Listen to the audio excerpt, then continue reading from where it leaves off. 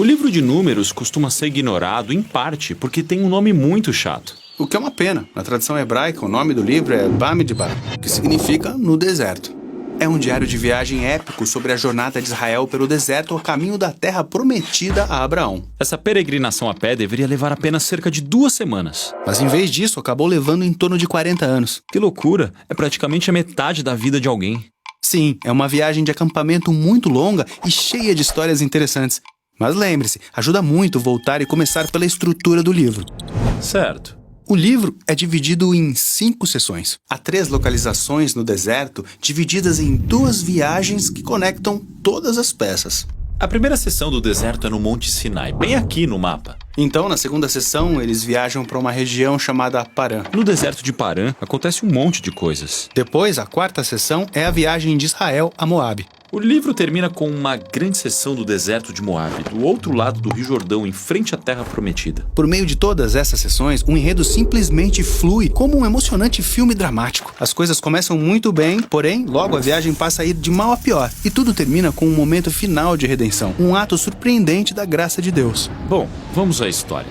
Tudo começa no deserto no Monte Sinai. Já nos familiarizamos muito bem com essa montanha. Sim, se você se lembra, Israel chegou aqui após sair do Egito. E eles fizeram uma aliança com Deus, receberam os 10 mandamentos, construíram o tabernáculo e estiveram nessa montanha por um ano inteiro. E agora eles fazem um censo para contar o número de pessoas enquanto se preparam para sair. Certo, e eles recebem instruções de como organizar todas essas pessoas no acampamento. A presença de Deus no tabernáculo, depois a tribo de Levi e os sacerdotes ao seu redor, e então o resto das tribos ao redor deles. Esse padrão é um símbolo visual de como a santidade de Deus está no centro da existência deles como povo. E eles ouvem que quando a nuvem da presença de Deus se move, eles devem fazer as malas e viajar com ela. Sim, a Arca da Aliança é levada pelos levitas na frente, seguida da tribo de Judá e assim sucessivamente. Essa ordem também é um símbolo de como a presença santa de Deus é o líder e guia deles no deserto. Começamos a segunda sessão do livro com entusiasmo, enquanto eles deixam o Monte Sinai e viajam até Parã.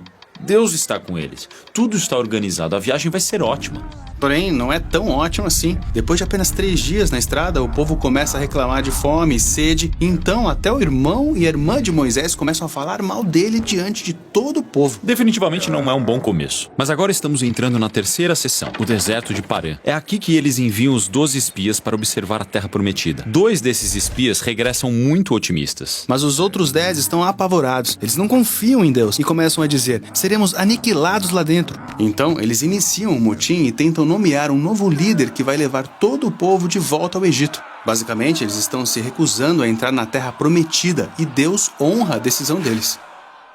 Ele diz que essa geração vagará por 40 anos e morrerá no deserto, e somente seus filhos entrarão na Terra Prometida.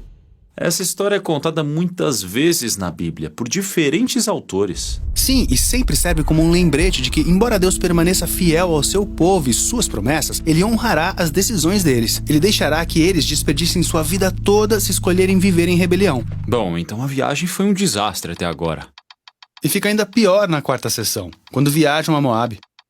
Até mesmo Moisés tem um momento de rebeldia e é desqualificado de entrar na Terra Prometida. Depois tem outra rebelião entre o povo que resulta em um ataque de serpentes. O que torna todas essas rebeliões ainda piores é que a cada passo do caminho, Deus está provendo. Ele vem oferecendo perdão. Ele vinha dando a eles comida, água e uma coisa esquisita chamada maná. É mesmo? O que é aquela coisa? Não faço ideia, mas apesar de tudo isso, eles continuam reclamando e dizendo que preferiam ter morrido como escravos no Egito. Se eu fosse Deus, simplesmente desistiria desse povo. Isso é o que você esperaria, mas é isso que torna a parte final dessa história tão surpreendente. Israel acaba de chegar a Moabe, e o rei de Moabe está assustado com esse grupo tão grande de pessoas viajando por sua terra.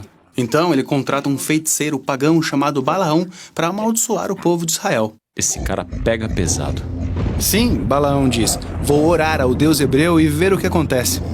E em 3 momentos diferentes ele tenta amaldiçoá-los, mas a cada vez se dá conta que só pode abençoá-los. O mais surpreendente é a última bênção, na qual ele profetizou que de Israel se levantaria um rei vitorioso, e esse rei estaria conectado de alguma forma com a promessa de Deus a Abraão, de abençoar todas as nações por meio da sua família. Então, aqui está Israel se rebelando no acampamento, totalmente alheios ao fato de que lá, do alto das montanhas, Deus os está protegendo e até abençoando. O livro termina aqui em Moab. Israel está se preparando para entrar na Terra Prometida. Eles voltam a contar todos mais uma vez, assim como foi feito no início. Estão deixando a antiga geração para trás, incluindo Moisés. Mas antes de deixarem Moisés, ele dá a eles suas últimas palavras de advertência e sabedoria. E esse discurso é do que trata o próximo livro, Deuteronômio. Nossa missão no Bible Project é ajudar as pessoas a experimentar a Bíblia como uma história unificada que leva a Jesus. Tudo que produzimos é gratuito, graças a pessoas generosas que se encontram ao redor do mundo, assim como você. Você pode acessar toda a nossa biblioteca de vídeos, conferir todos os nossos recursos e juntar-se a nós em bibleproject.com/português.